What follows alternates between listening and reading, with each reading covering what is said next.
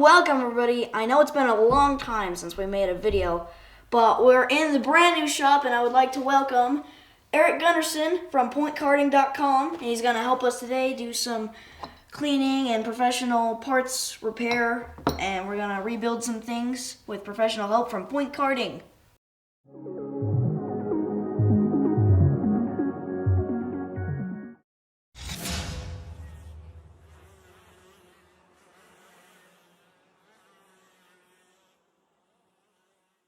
Welcome everybody to Cadence's race team. I'm Gunderson from Point Karting, and today we're in Cadence's new studio and we're going to check it out and make use of it, working on getting ready for 2021 as we go through his karts and get him ready for another season of racing. So at the end of last year, something happened and my Kart Republic ended up leaking brake fluid everywhere. So we don't know what kind of brake fluid it has, so we're going to check it out. So this is a really common problem in a lot of racing go-karts. Often if you get a used racing go-kart, you may not know what type of brake fluid it takes. Different brands from the factory may have different fill requirements and different seals, and different internal components may mate only well with one type of brake fluid. Now, there is something unique to brake fluids that is important to understand, and that's called its dot rating. In basic terms, that's essentially its boiling point, or the point at which it no longer becomes a fluid and it basically becomes ineffective. Here we have some of AMSOIL's synthetic DOT3 and DOT4 brake fluid, and this is what's known as glycol based, which is very common to find in basic cars, in the automotive industry, in most types of applications. However, in a racing go-kart where we have a lot of heat and we have a lot of braking force, sometimes it's DOT5, which is what's called synthetic based, or even a hybrid, which is DOT5.1, more commonly found in something like a Tony kart or even a comp kart at times. What's important to understand before you mix your brake fluids is that a synthetic and a glycol or even a hybrid, they don't mix well. And if you don't know what's in your brake system, it's really a bad idea to start filling it up until you know. So we called Kart Sport North America and we happen to know what goes in this Kart Republic chassis. But just for the sake of thoroughness and to show you how to check it out at your track with your go-kart, we're going to show you how to do a simple test if you don't know what's in your brake system. That was a lot of words. So we printed out a paper from cartpulse.com. Cartpulse is a really good website that gives you a lot of answers, and we're going to find out how to determine what kind of brake fluid you need in your go-karts. So basically what this test says is if we take our brake fluid and we don't know either what's in the cart or what's in our container that we're potentially going to fill with, we mix it with some water, we'll be able to tell if it's glycol based or silicone based or synthetic.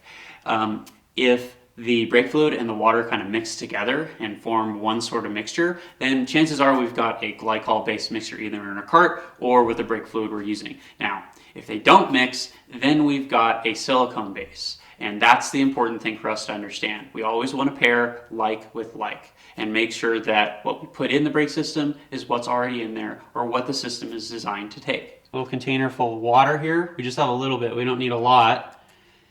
And do you want to add some drops to that and see if it mixes or not? Sure. So what we're going to do here is I'm just going to cover my thumb, just make sure there's only a little bit that's open so we can just get a couple drops in there. So we'll just get one and one more. There we go.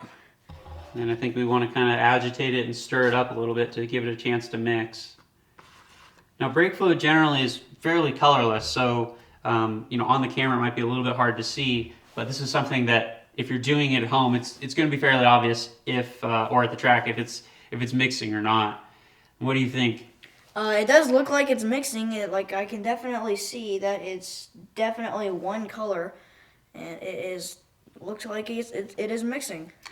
Yeah, so we don't see any kind of wavy forms or anything like that. It's kind of taken the water and almost turned it into like this slightly opaque kind of milky color, but it definitely looks like it's uniform throughout and it's mixing evenly. Whereas if what we were having in the system or in this was silicone based, you would still see almost like that oil water kind of effect where both the water and the brake fluid wouldn't mix together.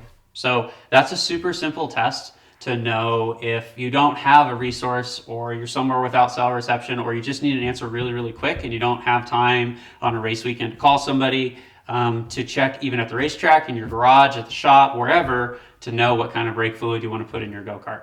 Or maybe even when you're like stranded somewhere in your regular car, you can just like take a little water bottle, test it out, and see if you have the right brake fluid. Okay, here's the Atomica chassis.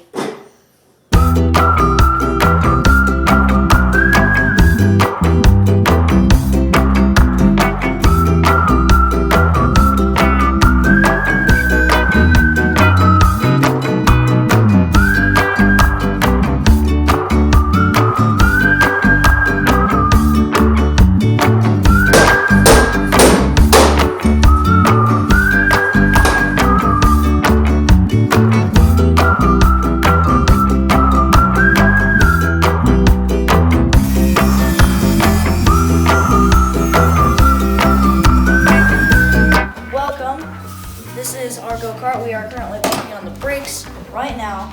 We're fixing them up because they were a little weird, so we're fixing them up right now. On pretty much every go-kart, if you're not sure where to put your bearing cassette heights, just start in the middle of the three. Raising the axle in the cart and therefore dropping the chassis, typically you can think of it as freeing the cart up. It takes grip away from the rear, whereas lowering the axle in the cart and raising the chassis typically increases rear grip because it raises the center of gravity of the cart and the driver. Typically, if you're unsure, just start in the middle. That's almost always going to be your standard setup.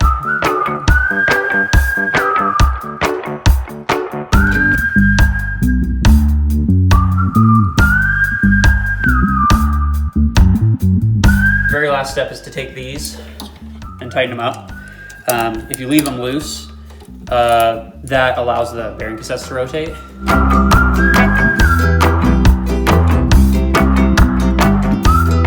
Rotate your brake carrier to the appropriate keyway size. This is a 6mm wide keyway, so we want to go into the 6mm slot. Yes, I'm going to need a tape measure next. Here you go, your request. And I always measure from the outside of the bearing flange to the edge of the axle. So I'll go here. Right there, I'm just a little bit under 7.5. I mean, just maybe a 32nd. And right there, I'm about an 1/8 inch.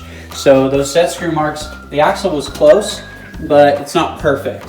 So what we can do is essentially just tap with our hands.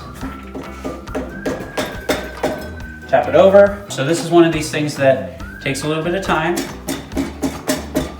Personally, when I have it, I like to use a metric tape measure for this. It's faster for me to read.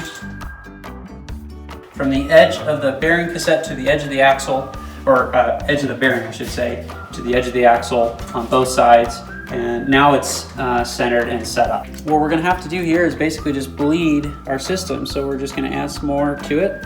One of two things happening. Either air has gotten into the lines through a seal or something being left open, or you've lost fluid, allowing air to fill gaps that fluid would otherwise occupy. It's important if you're going to ever bleed your brakes, unless you have a remote bleeder system that can basically simulate this, that you put the reservoir cap back on. Is it important for how tight you make those screws? Well, that's a good question. There's some rubber pieces below this, and this cap is plastic. So if you over tighten it, you can run the risk of either crushing that rubber piece or cracking the plastic top. Sometimes there's screws on the side, sometimes they're on the bottom, sometimes there's 4 or 5 of them. But on most calipers, it's these pretty simple little bleed pieces. One that can be helpful is you can get a little piece like this, kind of fit it over there so that when you go to bleed the brakes, you don't get brake fluid everywhere. Yep, exactly, there we go. So just pump it like you would normally, just like 3 quick pumps of the brakes and then hold it. 3, okay, hold. Yeah, so you hear that? That was all the air escaping. That was a toot. Okay, now go ahead and pump the brakes and see if they're any better. Oh, wow. Go ahead and let go, let's make sure that we can still turn.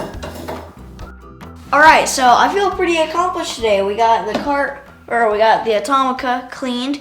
We got the brake working on this one. You guys got taught how to get the axle and the bearing cassettes on. I feel pretty accomplished today. What do you think, Eric? Yeah, I think we did a lot of work today. Hopefully you're one step closer to being ready for the 2021 season and you'll get on track soon. Yeah, I think so too. Make sure to like, comment, and subscribe to follow along with my racing journey. Anyways, I'll see y'all next time. Bye!